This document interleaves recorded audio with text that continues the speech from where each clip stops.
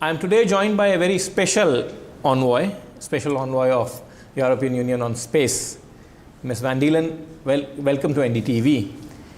And it's been 30 years that you have been to India. How does it feel, first of all, to begin with? Well, it's fabulous to be back in India after a short visit 30 years ago. We see the country has changed a lot, and also 30 years ago I wasn't talking about space. Space is a very exciting topic these days with very fast changes. So I'm really happy to be here to be able to talk about space. In 30 years, the space has also changed a lot. Mm-hmm. It has probably got it has got congested. There are far too many players there. And possibly those who are not there are also trying to be there. I think I wouldn't say that there are too many players there, because all countries have the right to use space and to develop their space infrastructure with their companies. But because it is coming so congested, we need to make sure that we do that in a way that doesn't harm others. So that those countries that are not yet spacefaring nations, or those that are but have a limited program, are not being crowded out in space. We need space for everyone. That brings me to the basic purpose of your visit. A few months back, I also interviewed the European Union's Commissioner on Space and Defense. Yeah. My sense is that your visit is a follow-up of the full Commission's visit. Yes, absolutely. That visit of the College of Commissioners of the EU was a landmark moment, showing our interest in strengthening cooperation between India and the EU. And space was an element of that. It was in the communiqué, space was mentioned. So I am here to see how we can set this up with the Indian colleagues that I'll be meeting tomorrow, to see whether we can start a dialogue based on our mutual interests and our shared values, and a long-term engagement. What will be the areas that we are both keenest to start with? Tell me something that many say that space is the arena of the future. Yes. And India and European Union, obviously, a set of India, of course, a country of 1.4 billion people, and European Union, a amalgam or a conglomerate of 27 countries. Both very large, huge democratic spaces, both of these places. Now, it's obviously in the interest of both these sets to ensure that there is a complete and there is a dignified, honorable collaboration in space, which, as you said, doesn't edge out anyone, but ensures a rule-based order in space also. How do you take that forward? Of course, I am quite sure that you're meeting with the government officials in India, and otherwise the thought process in the European Union would be on those lines. Yes, they're exactly on those lines. We have realized that our societies are very dependent on what we have in space. For our navigation, everyone has a mobile phone. For Earth observation, like monitoring the environment and the emergencies, monitoring for satellite communication. And that intense use of space makes that all countries have an interest in keeping it safe and secure. And India especially, but also because with India, as a very large country, but because of India sharing our values and our interest in keeping that secure, and being a top-tier spacefaring nation, it is really ideally placed to cooperate with the EU, who has its own space program, as you know, and the member states have their programs. But as a group, we also manage a joint space program. That's Galileo and Copernicus are the most well-known parts of that. So I think that really sets us up to cooperate more closely. We both depend on space, we all depend on space, but we also see that space assets and or space programs can be threatened by third actors. And of course we wouldn't want that to happen. We want all nations and future generations to be able to access space. So we need to discuss what are the threats that we both perceive, and especially what do we do about it. Ambassador van Deelen, you bring about the third-party actors or sort of any actor going rogue. How do you think a collaboration between nations can curb that chance? And how do you think that nations probably working together can enforce that kind of discipline where it prevents something like that to happen? Yeah, and we really need all nations on board to build an international framework for rules in space. We have the Outer Space Treaty, but it dates from 1967. The world in space was very different from the world it is now. And it focuses only on a very limited area of cooperation. It's important we safeguard that treaty, but it's also important that we build further rules of the road that our predecessors in the 60s could not even imagine.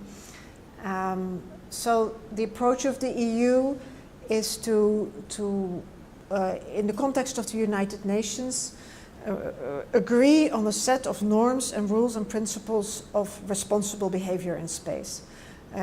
Not to create debris, not to attack one's other satellites, not to do cyber attacks or jamming or spoofing.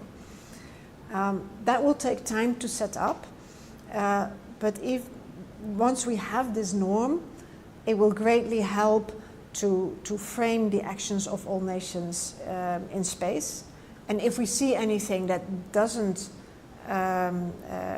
isn't according to that norm, that means we can have another discussion with that actor. Now we don't even have that norm. So that's our approach. So how do you formulate those norms? You said that upgradation of the 1967 treaty is a challenge, or probably is a work in progress. Yeah. So do you think that the world is working in that direction of upgradation of that treaty, and both European Union and India as countries that have very robust presence in space take the lead and make it work, make it happen? Yeah. I see spacefaring nations being very active and taking a lead, but it's not necessarily just about the spacefaring nations. We really need all nations, because they might be future spacefaring nations, and because they have this interest to keep space secure, because they get the data from our space program, maybe from the Indian space program. So we would indeed like to start formulating steps that we could take, but while bringing along all other countries. And that's always in a multilateral discussion. You can't move too fast, because then you lose others.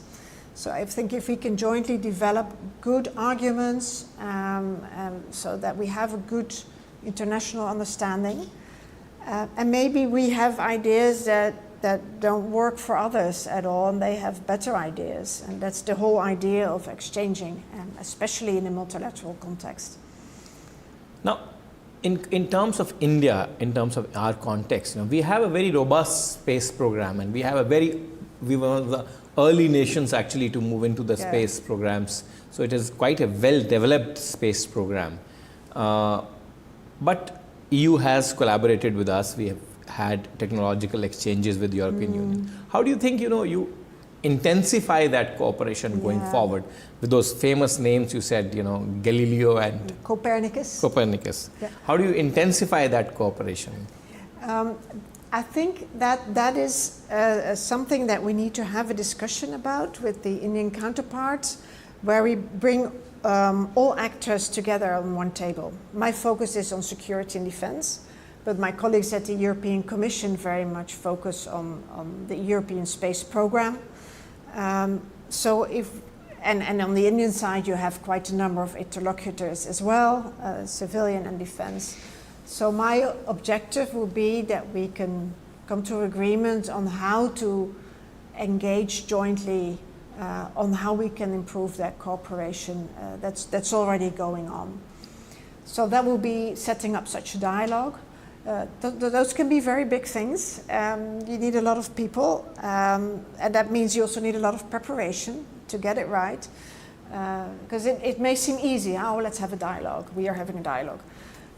But between governments and with such a wide scope, it gets more complicated than that. Setting up of a dialogue, you said that itself is a big task. But eventually those dialogues need to yield something. Yes, yeah. But you can't do something if you don't first agree on it. But really, we are really very ready to become concrete very quickly once we have established, what our the common interests are and where we have the best scope of moving forward. We really see this as a process that should yield results as soon as possible. In space we can't wait. Things are happening so fast. We shouldn't just sit there and wait for other countries to do it for us.